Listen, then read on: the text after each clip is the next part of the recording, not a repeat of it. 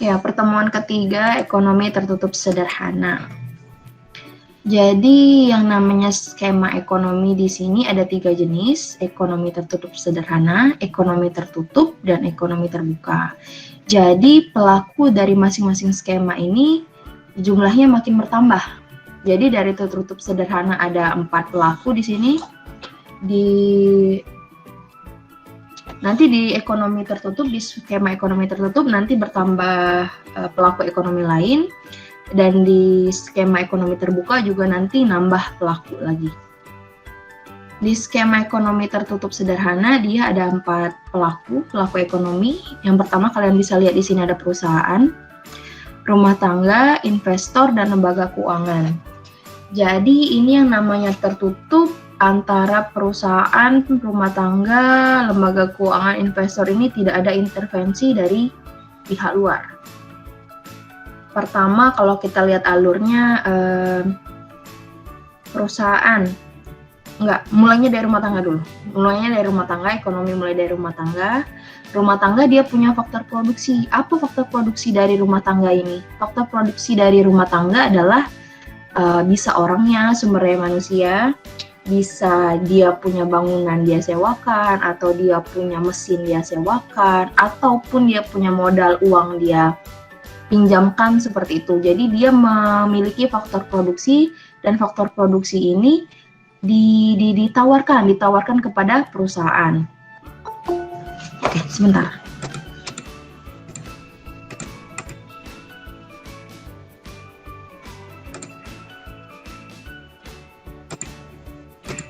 Jadi faktor produksi yang ditawarkan kepada perusahaan, nanti perusahaan ini memberikan dia namanya gaji, sewa, bunga, laba. Jadi dia memberikan pendapatan kepada rumah tangga. Oh, jadi perusahaan, misalnya satu contoh aja rumah tangga, dia punya tenaga kerja, dia punya sumber daya manusia, dia tawarkan kepada perusahaan memakai jasa dia sebagai pegawai, sebagai sumber daya manusia, terus dia memberikan pendapatan kepada si rumah tangga ini dalam bentuk gaji. Namun rumah tangga ini yang namanya juga manusia, dia melakukan konsumsi. Dia melakukan konsumsi atas barang dan jasa yang dihasilkan oleh perusahaan. Jadi alurnya perusahaan memberi pendapatan, rumah tangga juga melakukan konsumsi atas barang dan jasa yang dihasilkan oleh perusahaan. Terus yang namanya rumah tangga dia punya pendapatan, sebagian pendapatan dikeluarkan untuk konsumsi dan sebagian lagi untuk ditabung biasanya ya. Jadi rumus pendapatan umumnya pendapatan sama dengan konsumsi ditambah tabungan atau saving. Nah, rumah tangga ini punya tabungan, punya sisa uang konsumsi tadi, dialirkan kemana uangnya? Di sini dia dialirkan ke lembaga keuangan. Lembaga keuangan yang biasanya kita tahu ya seperti bank. Nanti lembaga keuangan ini mengumpulkan modal dalam bentuk dana dari macam-macam rumah tangga. Lalu dia modal ini dia berikan sebagai pinjaman ke investor. Lalu investor akan melakukan investasi terhadap perusahaan.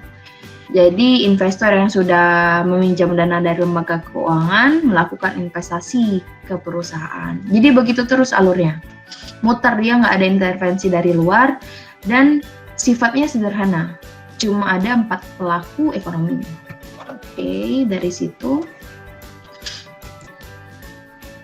kita lihat rumus-rumus yang biasanya dipakai itu apa. Ini saya sudah sebutkan di awal tadi bahwa Y pendapatan sama dengan konsumsi ditambah saving. Konsumsi ditambah tabungan. Jadi kalau mau cari saving, cari tabungan ya berarti pendapatannya dikurang konsumsi. Ada juga di sini yang biasa disebut MPC. MPC ini sering sekali dipakai dalam menentukan fungsi dari konsumsi. Kenapa? Soalnya MPC adalah kecenderungan marginal untuk melakukan konsumsi. Jadi kalau kalian punya pendapatan segini, kecenderungan kalian untuk melakukan konsumsi itu berapa persen dari pendapatan, seperti itu. Jadi kalau MPC itu kecenderungan kita untuk konsumsi itu berapa.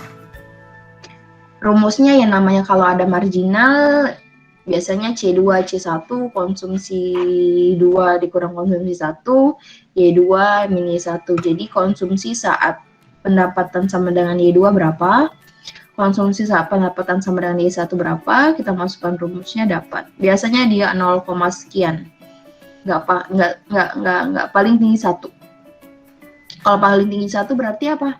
Oh, berarti semua pendapatan dikeluarkan untuk konsumsi. Nggak ada sisa, berarti uangnya nggak ada sisa. APC, average propensity to consume, ini juga kecenderungan rata-rata untuk melakukan konsumsi. Kalau dia ada SS, berarti dia saving. Tapi yang biasa dipakai itu MPC. MPC yang paling sering dipakai. Kita lihat ke contoh soal, ini fungsi konsumsi yang umum ini C sama dengan A plus C kecil Y. Mana MPC-nya, Bu? MPC dilambangkan, disimbolkan dengan C kecil. Jadi C kecil di situ merupakan MPC yang kalian hitung sebelumnya tadi dengan menggunakan rumus itu. Fungsi konsumsi C sama dengan A. Iya kan pendapatan ya. Jadi C itu nanti dia ada angka yang menunjukkan kecenderungan dia berapa persen dari pendapatan. Misalnya dia 0,75. 0,75 sama dengan 75% kan ya. Berarti kecenderungan dia untuk mengkonsumsi 0,75 dari Y, berarti 75% dari pendapatan. Terus angka A di sini apa? Yang namanya manusia, walaupun dia tidak punya pendapatan, itu masih melakukan konsumsi. Ya kan? Saya juga kuliah nggak punya pendapatan, tapi melakukan konsumsi. Jadi seperti itu. A adalah nilai konsumsi saat pendapatan sama dengan 0. Jadi ini A ini benar-benar something yang basic, seperti makan, housing, transport juga. Itu jadi benar-benar yang basic yang manusia perlu untuk bertahan hidup lah, walaupun dia tidak punya pendapatan. Di sini diketahui pada saat pendapatan 300, Y sama dengan 300, konsumsinya 275. Pada saat pendapatan 400, konsumsinya 350. Bagaimana fungsi konsumsi? Fungsinya tadi di atas, kita cuma perlu mengisi nilai A dan C kecilnya. Pertama cari C kecilnya, rumusnya tadi C2-nya berapa? Konsumsi saat pendapatan 2. Pendapatan 2-nya yang bawah 350C dari pendapatan 400 ya dikurang segala macam dapat 0,75. Jadi kecenderungan dia untuk mengkonsumsi dari pendapatan yang dia punya adalah 75%. Diketahui konsumsi saat pendapatan atau Y sama dengan 0 ada 50. Jadi dia walaupun tidak punya pendapatan melakukan konsumsi tetap sejumlah 50. Tinggal dimasukkan jadi nilai A kecil dan C kecilnya. Jadi fungsi konsumsi adalah 50 plus 0,75Y. Dan ini yang bakal dipakai terus seterusnya sampai kita di ekonomi terbuka. Jadi yang namanya C pasti selalu ada untuk menghitung pendapatan nasional. Jadi misalnya titik equilibrium, jadi seimbang. Yang namanya Y sama C seimbang. Kondisinya ya dia tanya, saat titik equilibrium yaitu Y sama dengan C, berapa nilai pendapatan? Saat pendapatan sama dengan konsumsi, berapa nilai pendapatan itu sendiri? Kalau fungsinya tahu kan? Nah, jadi kita tinggal pindah ruas. Y sama dengan C, berarti C yang awal tadi, C yang besar di depan kita ganti Y. Y sama dengan 50 plus 0,75Y. Pindah ruas 0,75Y ke sebelum tanda sama dengan, dapat Y-nya adalah 200. Jadi saat dia seimbang dengan konsumsi, pendapatan nilainya 200.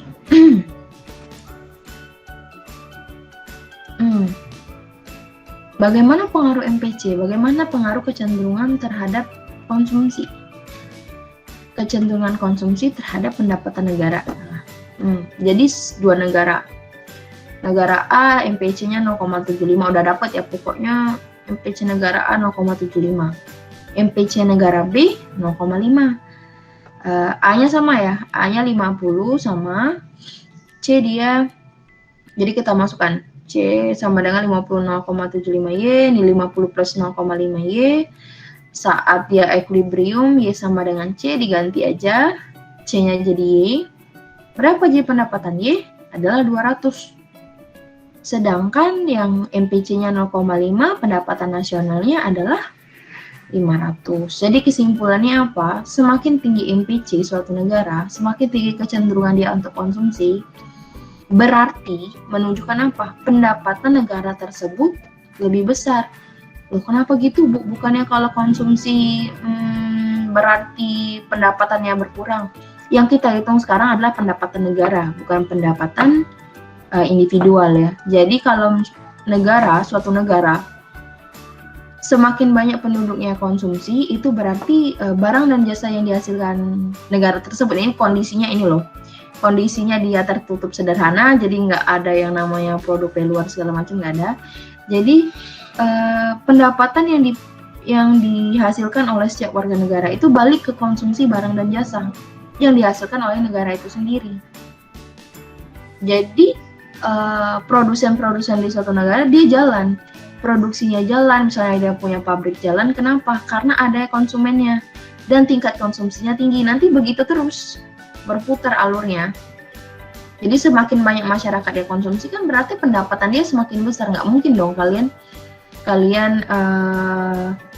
punya pendapatan 100 terus konsumsi 120. Mungkin sekarang mungkin, cuma kan itu kan nantinya jadi kredit dan segala macam, dan nggak semua orang juga besar pasak daripada tiang. Jadi kondisi idealnya ya dia mengeluarkan sebesar pendapatan yang dia punya. Jadi semakin besar pengeluaran berarti di konsepnya ya idealnya berarti pendapatan dia juga semakin besar. Dan ini akan mendorong perekonomian suatu negara dengan banyaknya jumlah konsumsi. Jadi kalau misalnya ada tuh saya pernah lihat tulisan gini, jadi kalau mau bantu negara walaupun nggak bisa apa-apa, konsumsi aja terus kayak gitu. Tapi nggak gitu juga ya. Jadi memang ini apalagi khususnya untuk produk-produk dalam negeri bakal membantu sekali untuk peningkatan perekonomian. Selanjutnya yang kita lihat tadi aspek selain C adalah investasi dari alur yang skema ekonomi tertutup tadi ya. Jadi investasi seperti yang kalian juga paham, saya yakin investasi itu dilakukan melalui penanaman modal.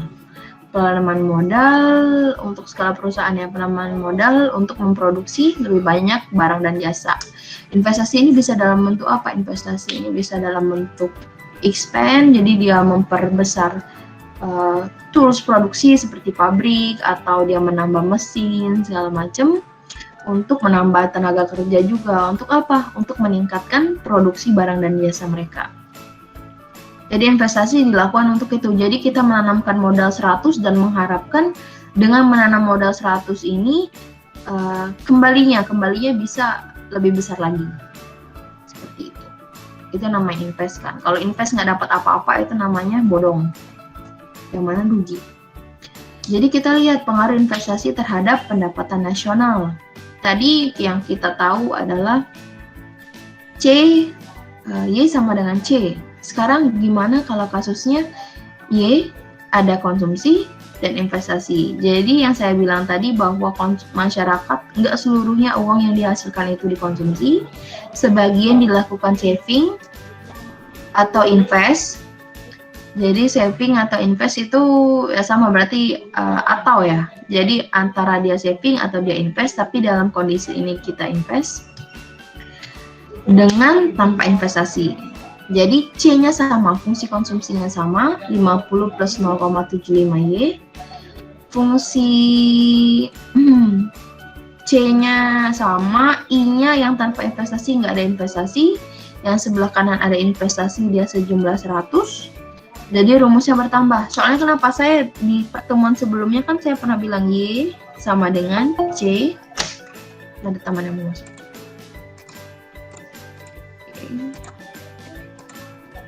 YC, Y, I, plus X min M. Jadi untuk tahap pertama ekonomi tertutup sederhana yang kita pakai Y sama dengan C plus I. Y, X, M-nya belum. C plus I. Yang negara sebelah kiri dia tidak punya investasi, yang sebelah kanan dia ada investasi. Kita lihat pendapatan negara yang tanpa investasi 200. Terus yang ada investasinya sejumlah 100.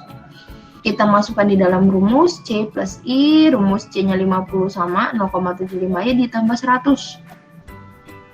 Jadi ujungnya nilai pendapatan nasional adalah 600. Loh, kenapa bisa gitu, Bu? Padahal dia cuma investasi 100. Tapi nambahnya bisa dari yang tanpa investasi ya. Nambahnya jadi 600. Berarti itu 200 ditambah 400. 400 pertambahannya dengan melakukan investasi sejumlah 100. Itu kenapa? Soalnya yang namanya ekonomi ini alasannya karena ada yang disebut multiplier effect. Jadi kalau kalian melakukan investasi 100 itu efeknya termultiply. Jadi efeknya berkali-kali lipat yang bisa dirasakan oleh negara dengan penambahan investasi segitu. Jadi ini juga didukung oleh nilai MPC ya. Jadi kalau kalian lihat nanti semakin tinggi, walaupun investasinya sama, semakin tinggi nilai MPC, maka nilai pendapatannya itu sendiri akan bertambah, jumlah pertambahannya lebih signifikan. Jadi kalau ada investasi di soal misalnya negara B mendapat investasi 100 gitu. Jadi tinggal tambahkan Y sama dengan C plus I. I-nya tinggal dimasukkan saja.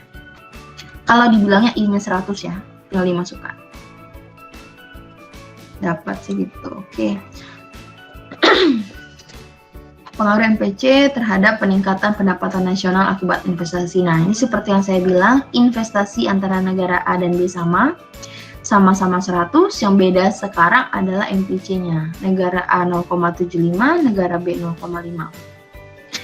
Jadi kita lihat pengaruhnya, negara A Y sama dengan MPC 0,75 ya, dan investasinya sama. Nilai A kecilnya sama-sama 50, Y-nya sama dengan 600. Sedangkan negara B dengan MPC 0,5, Y-nya sama dengan 300. Nilai peningkatan akibat investasi 100 adalah 400.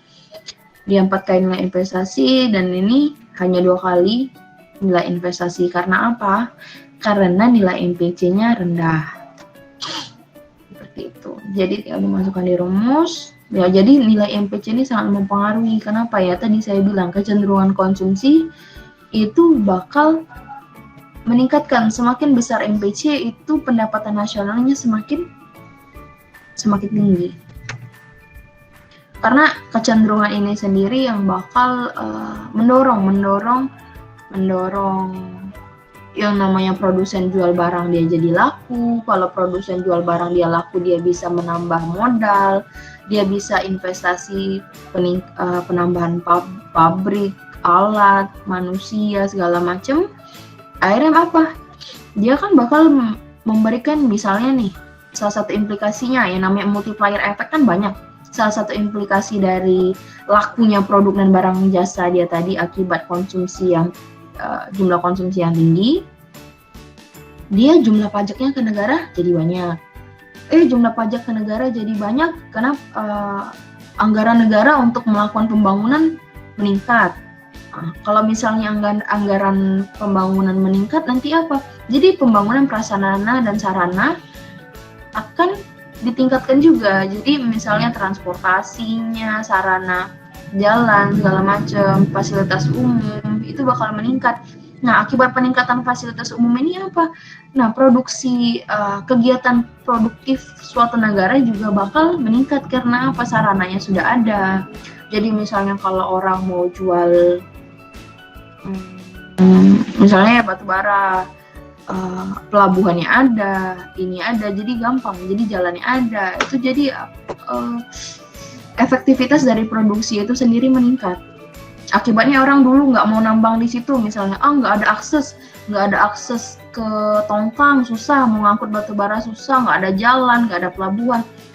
Misalnya dibangun pemerintah di situ, jadi kan implikasinya banyak. Jadi awalnya yang orang pikir susah nambang di sana, jadinya bisa nambang seperti itu. Jadi implikasi dari hal sedikit ini efeknya bisa sangat besar seperti itu.